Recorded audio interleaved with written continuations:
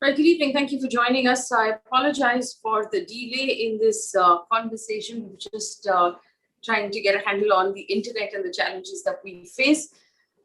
Here's the conversation that we're having right now.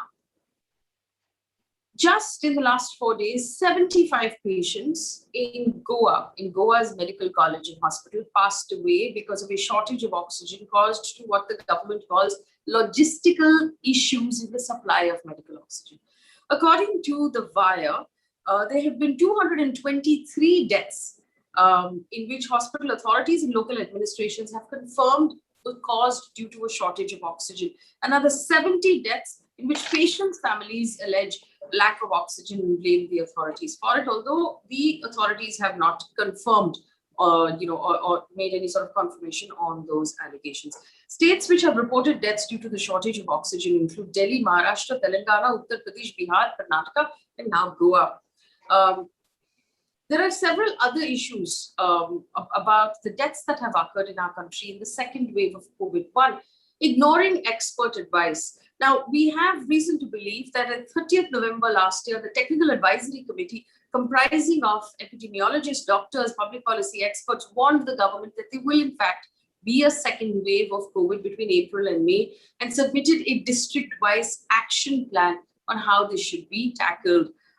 We have no evidence for the fact that the government took that advice and made any sort of arrangements. Apparently, that report also advised the government to augment beds, ICU, ventilators, oxygen, antiviral drugs, ambulance services, and others.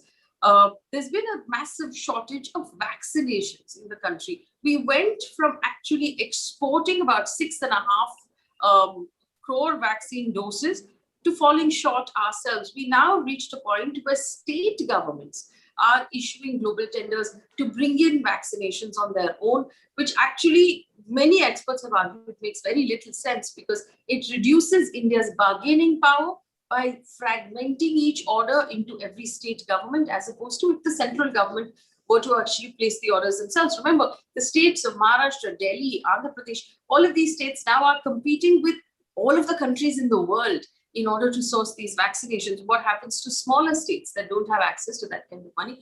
We know the city of Mumbai is issuing its own tender. So here you have a city by itself that's also issuing a tender. Now we're competing city to state as well, along with all of the countries in the world.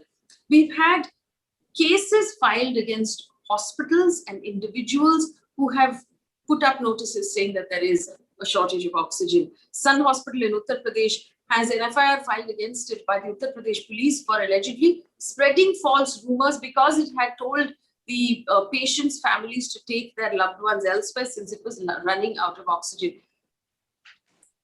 Agreed that we have a problem with the virus, but it is now beyond a shadow of doubt that there has been a severe mismanagement of this problem that has led to avoidable deaths across our country. What is the accountability for these avoidable deaths? Are these people, these loved ones of ours, to just become statistics? And in some cases, where state governments have not even recorded deaths properly, they're not even statistics. Let's also remind you that when a state government or any government refuses to record deaths correctly, it basically turns our data into rubbish. And it severely impedes our ability to prepare for a third wave because we have not recorded our data properly. Now we are in no position to study it and understand the variants and the behavior of the virus in our population with our weather and with our drugs that we're currently using. So we can't tell in this country, for example, if people with existing heart problems are in any way particularly vulnerable to the virus because we're not registering the deaths correctly. Does all of this add up to criminal negligence? Does it add up to dereliction of duty? Is it a violation of the laws that have been written down for us under the DMA or the Disaster Management Act of 2005? That's the question I'm asking right now. Where will the accountability come from? Will we have to wait for PILs to be filed in the courts? Will the courts actually have to ask for investigations and inquiries? What is going to happen? To help me answer this question, two senior advocates of the Supreme Court, Ms. Geeta Luthra and Mr. Kailash Vasudev joins me right now. Good evening to both of you. Ms. Luthra, if I may start with you. Does the Disaster Management Act or the dereliction of, we don't have tort laws in our country. Where is the accountability going to come from? So we do have tort laws. Our tort laws are unfortunately not as well developed as in other countries. And we do not value human life. We do not value the fact that there is a miscarriage of justice whenever there is. And therefore, we do not punish for it, whether it's the state or it is wrongful arrest or it is deaths. And to that extent, you are right.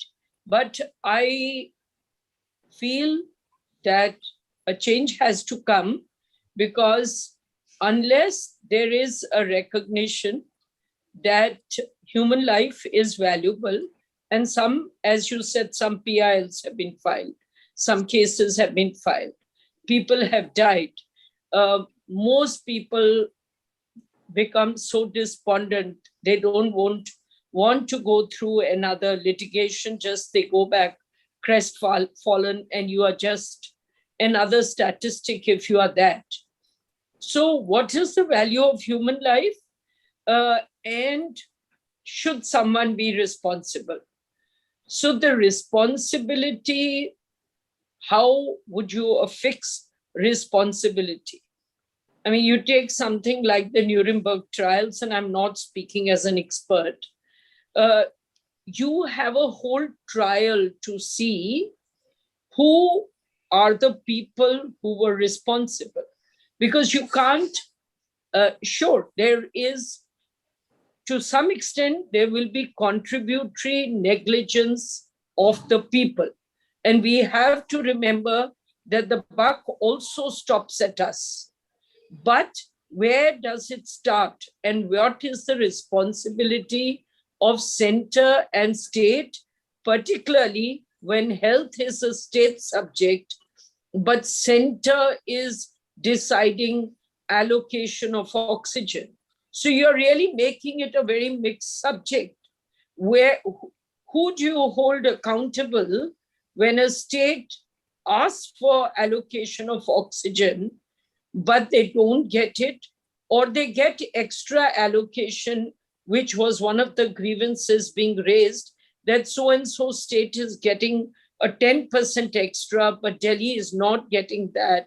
And each hospital after hospital is going, and they're going for oxygen, and then the hospitals are saying people are dying. And we saw people died because of lack of oxygen, even though those hospitals had gone to court. Ms. Luther, I have a technical question, and before, I just want to explain to our audience who don't know what the Nuremberg trials were. There were a series of 13 trials that were conducted in a place called Nuremberg in Germany after the Second World War, holding the Nazi officials to trial for the deaths and the war crimes that took place at the hands of the SS and the Nazis during the Second World War. And this was a trial that was conducted by a bench of international judges. Now, so my technical question then, and you're right in saying that there is right now overlapping duty between state and center and city governments and various departments. And municipal corporations. Yes, municipal corporations. So who will hold this trial? How will it come to be? Who will hold this inquiry? So in our case, we can't see any international organization intervening in this trial. So the trials are going to be individualistic of those who decide to come to court. Pretty much, and there could be a possibility that the high courts or Supreme Courts will intervene and bunch trials together. There could be a possibility that it was a disaster of such a magnitude that it was unprecedented, and therefore we could not have been ready for it. The fact is that even when the first wave came, there was a judgment even at that time, which I recall, which was pointed out, an earlier judgment of perhaps 2012, 13 of the Supreme Court saying we are not preparing ourselves for eventualities. And this happened with tsunami, this happened when we had the Uttarakhand deluge. But have we ever prosecuted anyone? But, I just want to point out, I was reading through the news, over 1,000 railway employees have passed away. Over 1,200 banking employees have passed away. Countless frontline workers have passed away. I mean, Mr. Vastev, is this the only option, that we hope that the aggrieved people then go to court with individual trials and individual sort of PILs, that then the Supreme Court decides to club together and in some way escalates it to a national inquiry? Because also in my mind, something historic and terrible has happened, and we need to document officially what has happened. I mean, we have journalists writing piecemeal from different parts of the country, but where will that one document be on what happened, how India reacted to it, and whether that was good or bad? Because in another 100 years, if another epidemic comes, how will we prepare for it? Mr. Vastev? Evening. We are in terrible times. Human rights, human lives have all been abandoned.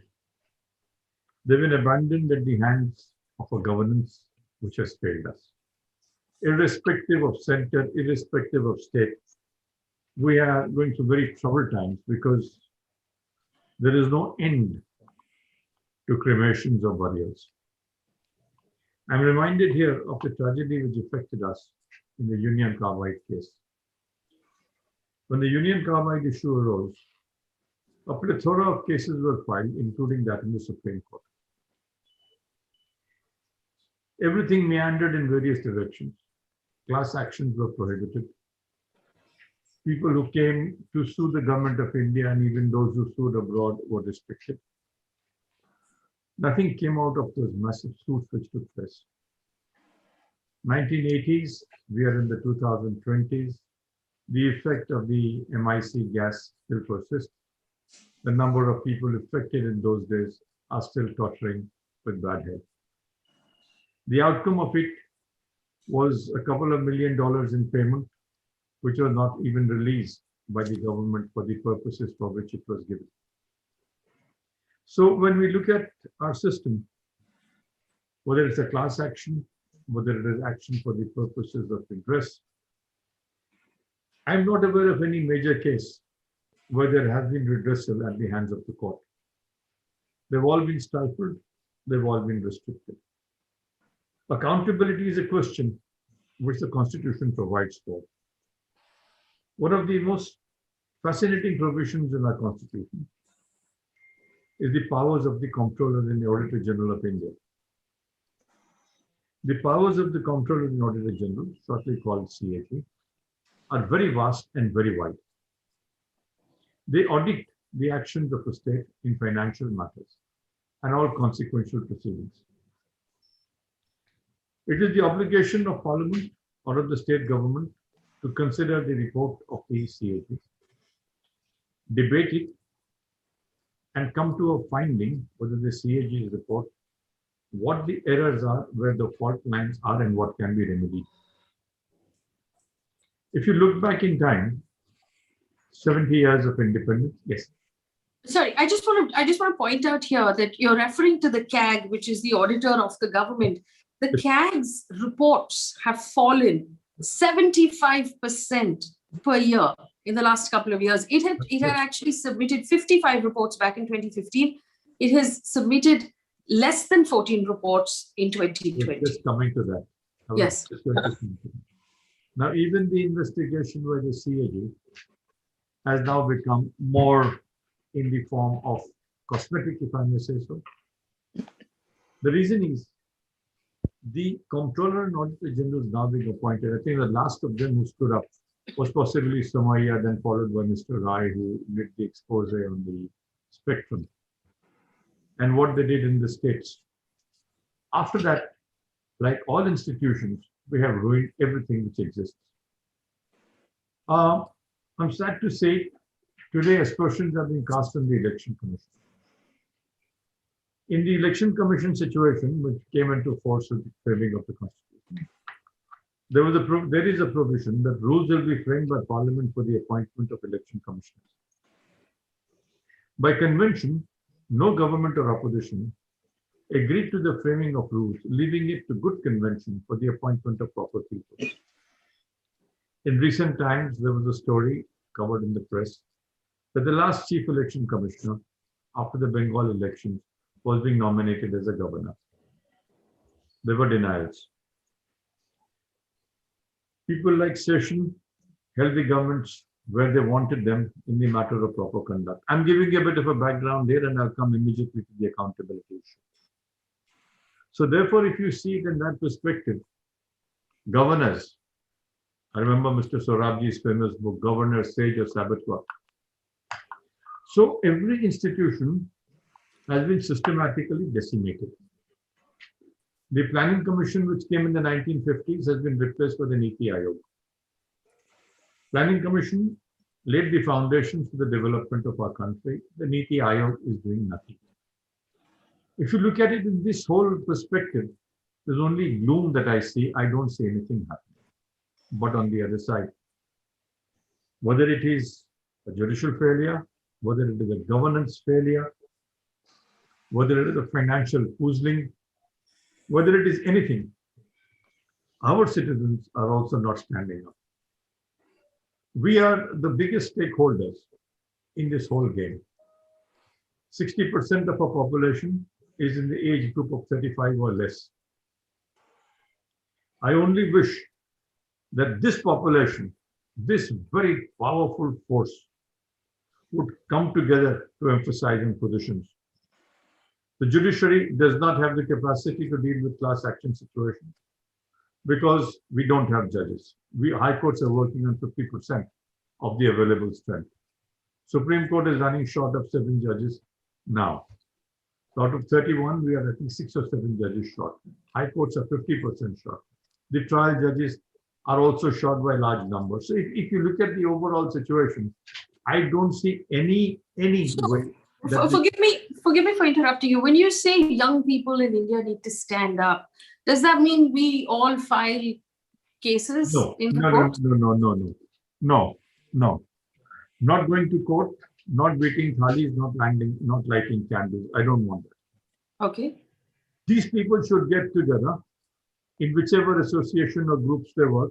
For example, the IT professionals, those who are working in the accounting firms, those who are working for the purposes in the retail industry or organizing them, the management cadre. You see, we can divide the young generation into huge batches. Medical men, architects, they have walks of life which are dedicated to service. These people should now come forward, form different groups, and have a voice of their own. They are there in Europe, they're decision makers.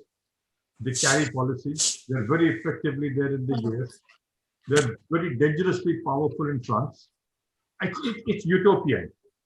I understand what you're saying, Mr. Vasudev, but I'm unfortunately still stuck on the law, and I want to understand that if people are dead, why is there no accountability? So this is what my research has thrown up. IPC section 166, whenever a public servant knowingly disobeys the direction of the law and his conduct causes harm. Disaster Management Act section 269. If a person who acts in a negligent manner is resulting in the spread of an infectious disease dangerous to life. Well, that way, if you see class action, the amended Companies Act 248, 249, they also provide for it. The Competition Act has it. So class actions are contemplated under our system. What you're reading is individual offenses. So what must then be done either in the IPC or in the Disaster Management Act? Somebody has to file an individual complaint in an individual case. It is not class action.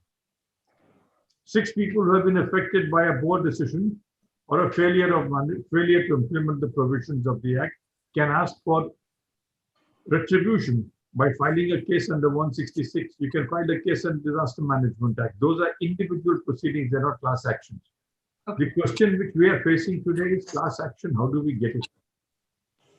Under our system, unfortunately, when you file a suit or a petition, you can't sue a minister by name, excepting in certain cases. You cannot sue the governor. You cannot sue the president because they're deemed to be discharging executive functions of state. The subordinates may come in, but you cannot sue a governor.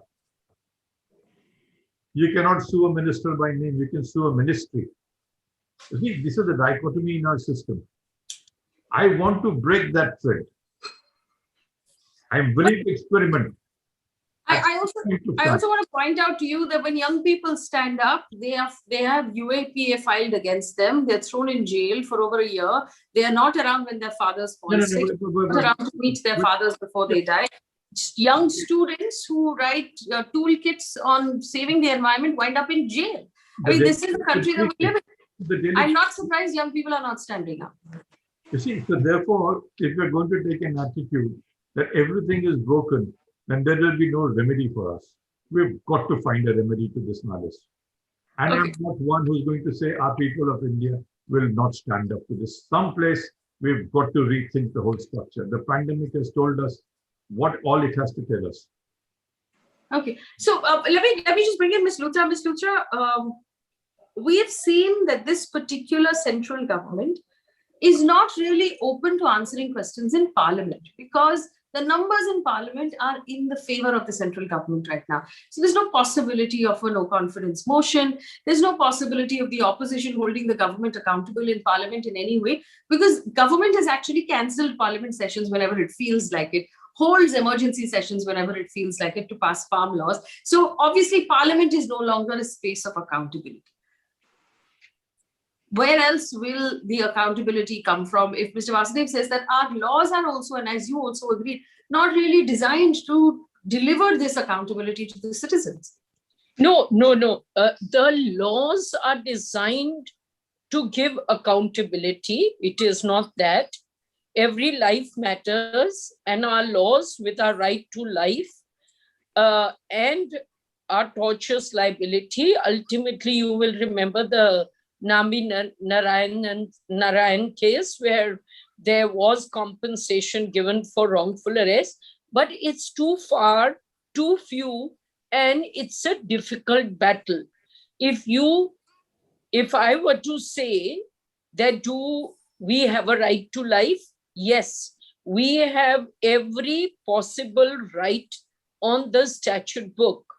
Now, the question is, because you have so much other litigation, this codification of the right to life becomes, and the actual enforcement and ensuring that, as you said, tortious liability and how valuable do you think is a life is what needs to be implemented. So we have the laws there. There are some difficulties. For example, the state could say that we are protected under the Disaster Management Act. Our action was in good faith. Perhaps you can also say our inaction was in good faith.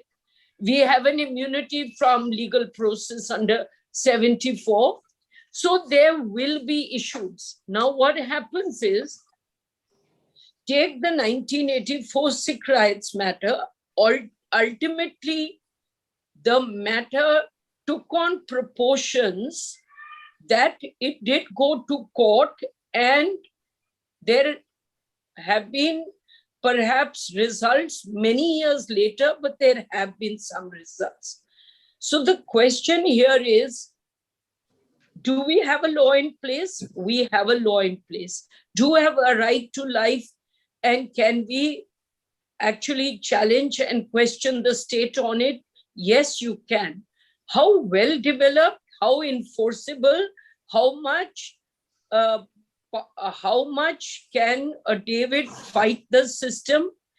And whether we do it as class actions, whether the state itself says, yes, there has been dereliction, and let's do an investigation either through a commission or the National Human Rights Commission looks at it. Our issues, we have laws in place. We have the National Human Rights Commission. We have principles and law in place. Now is question, are we going to make sure that we do accountability, and where or whether accountability will be, a buck will be passed off. The most important aspect is, if we are looking that there's going to be a third wave and there is a second wave, then we need our national and our state leaders to start speaking up and trying to do. I know it's very late to take preventive action, but let's take progressive action is what I think. And then you, of course, after the event, you can bring in, I mean, people have already started filing cases. I don't see at this point. No, but I understand what you're saying, and a lot of people have said that let's wait until third wave because this is what the government needs to focus on. I'm not saying that. The longer we wait, the more the evidence will disappear. I'm not saying that. I'm not saying that at all. I am saying that at this point, the legal system is so, I can't say it's fractured because there are so many deaths among judges and so on. We've tried to handle it, but there were lawyers and judges who were saying, open the system. There were people who were saying, don't open the system. And crying. I mean, people like me were fighting to say that you have to have online. So there've been a very few lawyers saying, please continue online, please watch it. And many people saying, no, this is our bread and butter. The state saying, no, industry will die, so on. But so we have been in a total state of unpreparedness. I am not saying, I'm saying when we are in the midst of a wave, we may not be able to take action, but we should take it forthwith. I'm not saying that we should. So one of the answers, and I've been asking this question to many people in the legal fraternity, one of the answers was a class action through a PIL for the dereliction of duty, gross dereliction of duty, resulting in avoidable deaths of thousands and hospitalization of millions. But the best we can hope from that again is a cash award, because that's what the law finally gives us. And the cash award is going to come from where? It's going to come from taxpayer money, which is our money, which already we're running out of, which already there is a mismanagement. So my question to both of you is this also. Let's assume there is in fact an investigation, because even if finally the investigation says that, hey, you know what, central government did the best they could, state government did the best they could, at least someone needs to look into that and arrive at that decision. Which investigative authority or agency in this country can we at this point trust to have the spine and the backbone to conduct an adequate investigation? Is it the Human Rights Commission? Is it the CBI? Is it, I don't know, the NIA? Who's going to do this? Mr. Vasudev? The safest and the best system to do this today, because you see, the Human Rights Commission will say we don't have the wherewithal for everything of this kind. There have been so many cases which have gone and have been brushed away, but the Human Rights Commission did nothing. The government has always taken the view that we have a sovereign immunity. So therefore, under the sovereign immunity, as also the privilege clause under the Evidence Act, they take protection. The best way out from here is a good commission of inquiry to look into these matters, statutorily appointed under the Commission of Inquiries Act. You've got to handpick people who can stand by and stand up too. I'm sorry to say, but insofar as you just saw the CAG functioning, 14 reports from 75. You saw the Election Commission functioning. The Election Commission is responsible for more spreading of the COVID than anybody else. Bengal, Assam, Tamil Nadu, Pondicherry, Kerala. Why do you hold elections when you have this kind of a situation? You may have a constitutional duty to hold an election, but you also have a constitutional duty to protect the rights of the individuals. You abandoned it. Why? What happened at that point of time? Today you say, no, we in the last two rounds of polling in Bengal, we'll follow the standard operating procedures. Where did he follow the standard operating procedures? Even when the counting was taking place, when we follow the SOPs. So you see, this is where the law comes in. You cannot sue this election commission because they're protected. You cannot sue various authorities because they're in immunity under the Constitution. But as I said, this has to break some time. We've got to test this. The courts have to wake up to it. You've lost 200,000 lives. You've destroyed 200,000 families. Can you imagine what has happened? These are the disclosed figures. Undisclosed, I don't know. See, so therefore, there's got to be a radical change in judicial thinking also. In England, they changed the system. They radically changed it. And I can recall only a few cases. For example, that building in Bombay, which you're more aware of on the naval dock side. What was it? That 24-storied or 28-storied building, yes, which is on the naval lands, where the chief minister was involved. The case is going on. He's been implicated, but I do not know what the outcome will be and when it will come.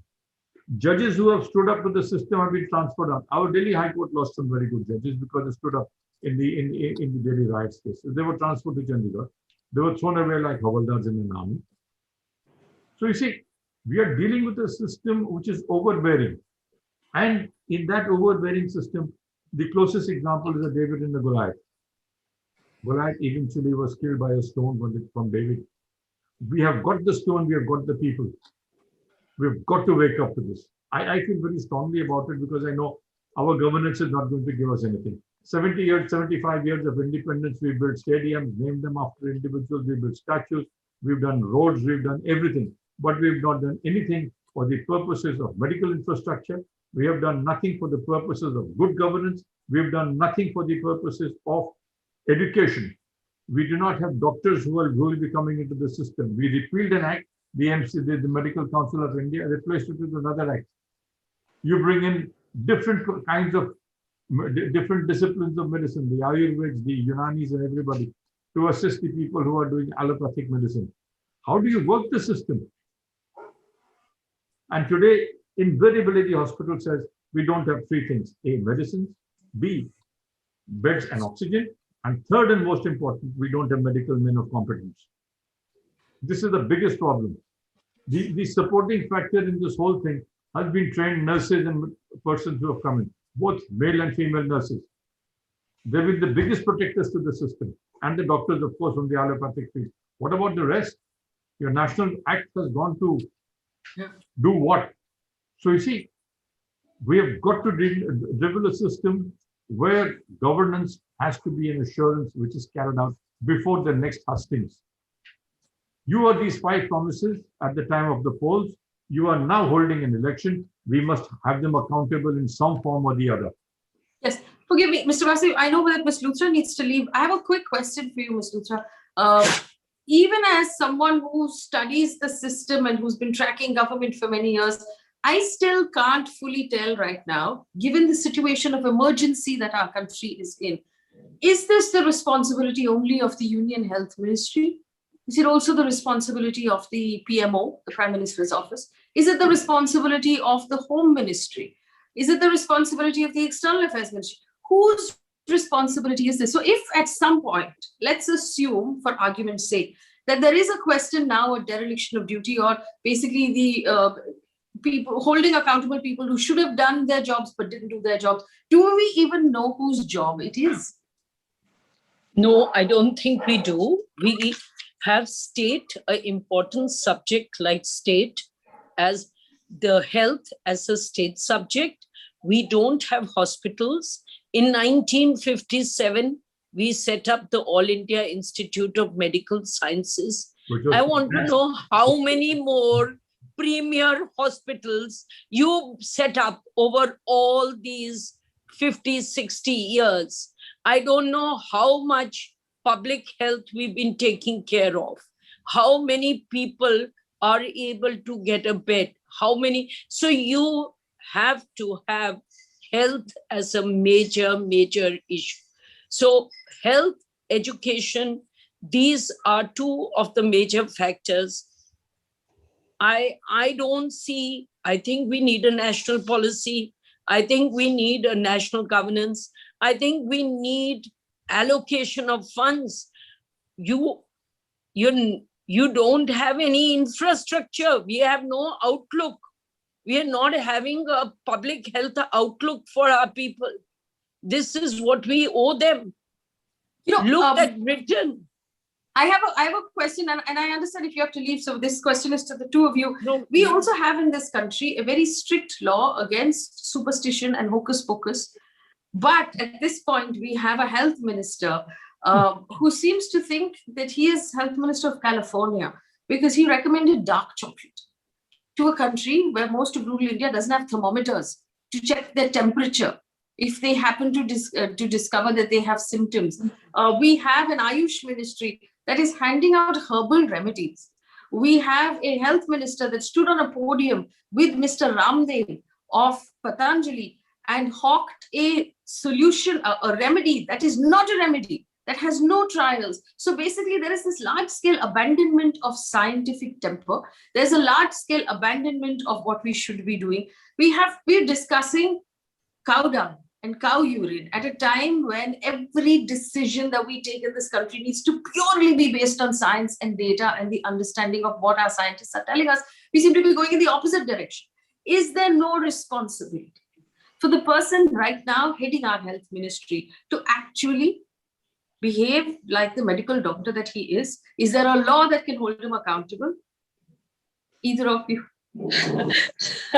So the answer, Geeta, the answer to that is the only law for stupidity is the mental asylum.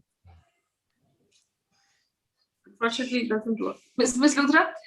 So the answer, I feel, the buck stops somewhere in the courts to my mind. We need our courts to actually, when there was, I remember many years ago, there was this, that there wasn't, for burns, there were no treatment or there was insufficient treatment in the hospitals. And because of the kind of patient that comes or the kind of treatment that you need for burns, it was only happening in good government hospitals which didn't have infrastructure. So a PIL was filed. And then it's being monitored over the years as a PI. I feel, and this shows complete abandonment of faith in governance, when I say that we need the courts, as they are doing today, to monitor step by step, setting up of infrastructure for hospitals, setting up government hospitals, goading government to come back again and again to see that we have some semblance of not being a fourth world country. That's all I can say. And obviously, there has to be an increase of scientific temper in all our people. We seem to be getting swayed. I'm not talking of anybody in particular. I'm not talking of the health minister. I'm talking of every one of us.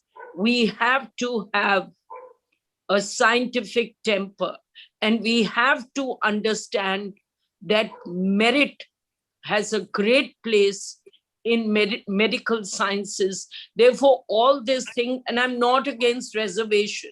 I am just in favor of encouraging merit and making sure that those who are applying for doing medicine, which is such a field where you get the fruits after 10, 20 years of hard work, should be allowed to pursue if they are merit-worthy instead of, and there's a beautiful write-up on this also, how you need to have a more realistic and a more rational policy for setting up medical colleges and recognition of medical colleges. I think also, Ms. Rucha, on the same note, we have to also acknowledge that a lot of the very bright people who become doctors and nurses in our country go overseas because the system in India is just not conducive for them. And the largest, in fact, brain drain that we have is of doctors and nurses who eventually wind up working overseas instead of working in India. Mr. Vasudev, it sounds disappointingly to me, if I were to piece together what both of you have said in the last 40 minutes or so, that the only real sort of facing the music will happen in the next election, whatever that is. And that, as a result, has led us to a point where we have governments who care about nothing else but the next election. That's right. That's right. Hence, bringing us back to a point of spending 1% on healthcare. Go one step further. Even when there is no election for the center, you're always doing an election for some state or the other. So the government is always in election mode. You see, we have got to rationalize these procedures. We have got to, at some point of time, break what exists to bring about sanity. We have the systems of governance which are there today are essentially self-centric to the government in power. The Supreme Court, and if you give me a minute, I will read out something to you. I will bring the book and read that out. So give me a minute. Just a minute. No, just a minute, just a second. All right. So in the meantime, let me read out some of the comments that are coming in from our viewers at this point. Bharat Raval says, South Bangalore MLA gets away with communal hatred and nobody bats an eyelid. But we have a few more, comments. Divyam73 says, Vasudev, while Mr. Vasudev, while you ask young people to form associations and take a stand, are you willing to form an association of senior advocates and agree not to represent politicians when cases reach court? So that's an interesting question. But I do believe that the fundamental idea behind the jurisprudence in our country is the fact that everybody deserves their day in court. So if we want the right to be able to file cases in court, then the person you are filing a case against has a right to a lawyer and has a right to their day in court. So we can't really ask for lawyers not to represent people. I think that would be unfair. And it would be a breakdown of the system as we know it. Mr. Vasudev is back. Go ahead, Mr. Vasudev. See, now I'll tell you what it is. When the state of Rajasthan case took place, where after the Janata government came into force, Chaudhry Charan Singh, who was there as the Home Minister and Deputy Prime Minister, said that we must now dissolve all the state assemblies which are not the Janata government these days. They lost the suit, Rajasthan did, because they said that this cannot be done. But in that one, I won't read it, I mean, I've got the book lying right here. In that one, a very interesting thing happened. The Supreme Court announced that they were dismissing the case. And they dismissed the case, but they said reasons will follow. When the reasons followed, there were various judgments of various judges, in which Justice Goswami, P.K. Goswami, he was from Assam, very brilliant man. He writes that I would like to part with this case with a cold shudder. Because the Chief Justice informed us that the acting President of India, Mr. B.D. Jatti, because Mr. Fakhruddin Ali Rahmat had passed away, so B.D. Jatti was functioning as the acting President. He had come to meet them for inviting the judges for a wedding. And during the course of conversation, he raised this case issue.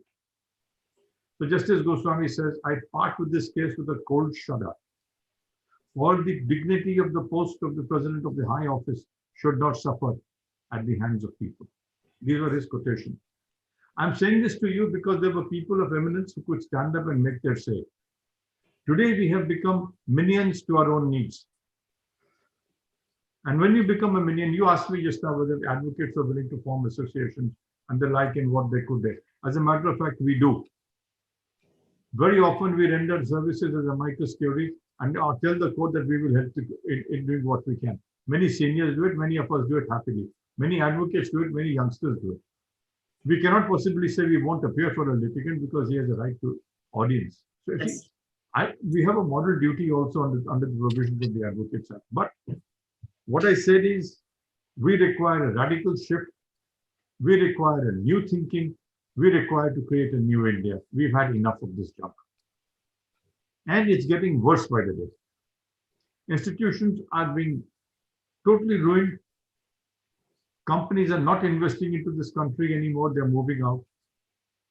The available capital and the available beds are going out. Look at it this way, the NHS in England, the medical system in America, the medical system in Germany, more than 40% are Indians. Dubai is totally Indian controlled. Arabia has more doctors from India than any other part of the world. Why? Because they get opportunities to serve without fear or favor. Today, our doctors here, let's say Now, for example, the manufacturer of the serum vaccine in Pune. He says, I can't take this pressure. I've got to go scientifically. But I'm being bludgeoned with requests to supply goods. We've got a scientific pattern. I supplied the material to you. You sent it out. It takes time to create a vaccine. It is not something which is like pulling a rabbit out of a hat. So you see, our entire system needs to be relooked at. You and I have to look at it. In the judicial system, I mean, I'm fond of it. Sometimes I feel sad and disturbed to see what is happening. In so far the political battles are concerned, they're unbelievable. You have people who are in one political party, today they become chief minister of state in another political party. And when they were in the state governments, the central government said, you give me a chance, I'll prosecute them to the whatever happens. Today, one has become the leader of the opposition in Bengal, one has become a chief minister of Assam. You see, you can't have this. Ethics, morals, system must be in place. You cannot, I mean, there is so much I want to say, but being in a public, this thing, I have to control myself. One is pain. Every day we're getting calls from my colleagues. Sir, can you arrange for an oxygen cylinder? Can you arrange for a hospital bed? My child is sick. My mother is sick. Where can we arrange it? We try. When we call up hospital, we said, nahi ho raha. And the next thing you know, there's an obituary in the press the next day. Where have we gone? Where have we failed? We failed in basic infrastructure. We failed in basic morals. Until we don't rectify it, like you have the youngsters in your teams, look at the brilliant children you work with. The research they do for you. It is for them to come forward. We have failed the system. Well, on that very somber note, I'm going to leave it here. Thank you, Mr. Vasudev, for joining us. And I do hope we can have more conversations. Always. And look after yourselves. Today is Eid. Yes. It's a good day to me in a country like ours. And in the world which is there, it's a day of faith. It's a day of reposing trust in one another. Let's move ahead and let us abandon the nonsense. All right.